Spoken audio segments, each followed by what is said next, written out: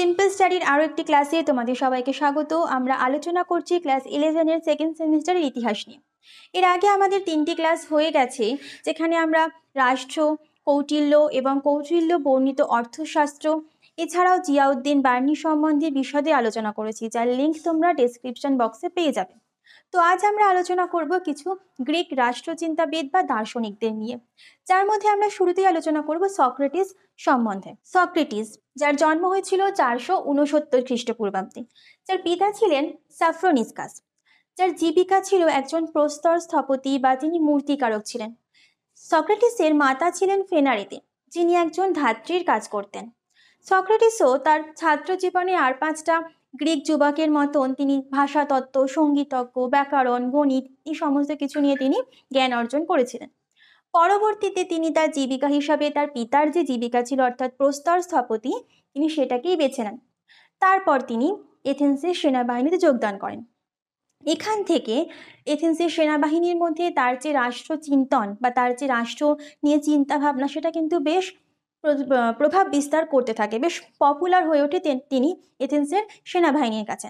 এবং তার যে রাষ্ট্র দর্শন বা রাষ্ট্রচিন্তা সংস্কারপন্থীদের কাছে বেশ জনপ্রিয় হয়ে ওঠে। এখানে মাথায় রাখবে, সংস্কারপন্থী কিন্তু নয়, সংসারপন্থীদের কাছে তিনি কিন্তু বেশ জনপ্রিয় হয়ে উঠেছিলেন। সক্রেটিস তার যে নীতি বা তার যে চিন্তা ভাবনা, তার যে বৈচিত্র্যময় জীবন, এই সমস্ত কিছুই তার সমসাময়িক ইউরোপ এবং পরবর্তী যে ইউরোপ, সেখানে কিন্তু বেশ প্রভাব বিস্তার করেছেন বা করতে সক্ষম হয়েছেন। এবারে সক্রেটিসের যে এত কিছু আমরা আলোচনা করছি তার সম্বন্ধে, তো সক্রেটিস কিন্তু তার নিজের সম্বন্ধে কোনো কিছুই লিখে যাননি। তাহলে আমরা জানতে পারি কোথা থেকে? সক্রেটিস তার যে শিষ্যদের সঙ্গে কথোপকথন করতেন, তো তার শিষ্যদেরই লিখিত কিছু গ্রন্থ, যেমন হচ্ছে অ্যারিস্টোফেনিস রচিত দ্য ক্লাউডস, এছাড়াও জেনোফেনের ম্যামেরোবেলিয়া, এছাড়া প্লেটোর ডায়ালগস, এই সমস্ত গ্রন্থগুলি থেকে আমরা সক্রেটিস সম্বন্ধে জানতে পারি। সক্রেটিস নিজে কিন্তু তার সম্বন্ধে কিছু লিখে যাননি। সক্রেটিস ছিলেন সার্বভৌমের তত্ত্বে বিশ্বাসী, তিনি সার্বভৌমের তত্ত্বকে ভীষণভাবে বিশ্বাস করতেন। এই কারণেই তিনি এথেন্সের গণতন্ত্রের যে অরাজকতার পরিস্থিতির সৃষ্টি হয়েছিল, তিনি সেটাকে মেনে নিতে পারেননি। ফলে তিনি এথেন্সের যুব সমাজকে এথেন্সের যে রাষ্ট্র বা রাষ্ট্রীয় আইন, তার বিরুদ্ধে তিনি প্ররোচিত করতে থাকেন, যার ফলস্বরূপ তাকে রাষ্ট্রীয় আইন অবমাননার জন্য মৃত্যুদণ্ড প্রদান করা হয়েছিল। সম্ভবত হেমলক বিষ প্রয়োগ করে তাকে মৃত্যু দেওয়া হয়েছিল এবং তার মৃত্যু হয়েছিল 399 খ্রিস্টপূর্বাব্দে। গ্রিসের ধ্রুপদী যুগের একজন অন্যতম দার্শনিক ছিলেন প্লেটো। প্লেটোর প্রকৃত নাম হচ্ছে অ্যারিস্টোক্লিস, কিন্তু তিনি বেশিরভাগই প্লেটো নামে অভিহিত হতেন। এর কারণ হচ্ছে তিনি বেশ সুন্দর, স্বাস্থ্যবান এবং সুঠাম দেহের অধিকারী ছিলেন, তাই তিনি প্লেটো নামে বেশি পরিচিত ছিলেন।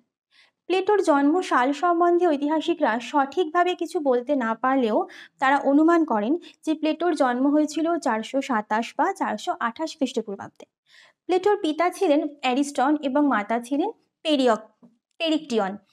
প্লেটোর যে ছোটবেলা ছিল, সেটা কিন্তু আর 5টা গ্রিক যুবকের মতোই তিনি তার ছোটবেলায় ভাষাতত্ত্ব, সঙ্গীতজ্ঞ, গণিতশাস্ত্র, ব্যাকরণ এই সমস্ত কিছু নিয়ে তিনি জ্ঞান লাভ করেছিলেন। এরপর তিনি সেনাবাহিনীতেও যোগদান করেছিলেন। সেখানে তার সক্রেটিসের সঙ্গে পরিচয় হয় এবং তিনি সক্রেটিসের একটা অন্যতম ছাত্র ছিলেন। এছাড়া ডায়োজেনিস লেটিয়াসের তথ্য অনুযায়ী প্লেটোর যে পূর্বপুরুষরা ছিলেন, তারা ছিলেন রাজা কট্রাস এবং মেসোনিয়ার রাজা মেলান্থাস। দার্শনিক সক্রেটিসের অন্যতম প্রিয় এবং মেধাবী ছাত্র ছিলেন প্লেটো। এবং সক্রেটিসকে যখন মৃত্যুদণ্ড প্রদান করা হয়, সেই সময় প্লেটো ভীষণভাবে তিনি দুঃখিত হন এবং এথেন্স ছেড়ে তিনি মাগেরায় চলে যান। এইভাবে 12টা বছর নানা স্থানে ঘোরার পর তিনি পুনরায় এথেন্সে ফিরে আসেন এবং তিনি সেখানে একটি একাডেমি প্রতিষ্ঠা করেন, যেখানে বিজ্ঞান চর্চা, দর্শন, শাস্ত্র প্রভৃতি বিষয়ে শিক্ষাদান করা হতো। এখানেই তার পরিচয় ঘটে অ্যারিস্টটলের সঙ্গে, যিনি ছিলেন প্লেটোর এক অন্যতম শিষ্য। প্লেটোর রচিত গ্রন্থগুলির মধ্যে অন্যতম হচ্ছে সিম্পোজিয়াম, রিপাবলিক এবং ডায়ালগস। মাত্র 17 বছর বয়সে অ্যারিস্টটল এথেন্সে চলে আসেন এবং তিনি প্লেটোর একাডেমিতে ভর্তি হন। পরবর্তী 18টা বছর তিনি এই একাডেমির সদস্য পদে বহাল ছিলেন।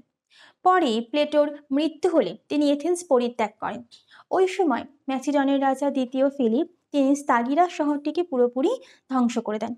তো এই সময় অ্যারিস্টটল অ্যাসোস অঞ্চলে বসবাস করেন।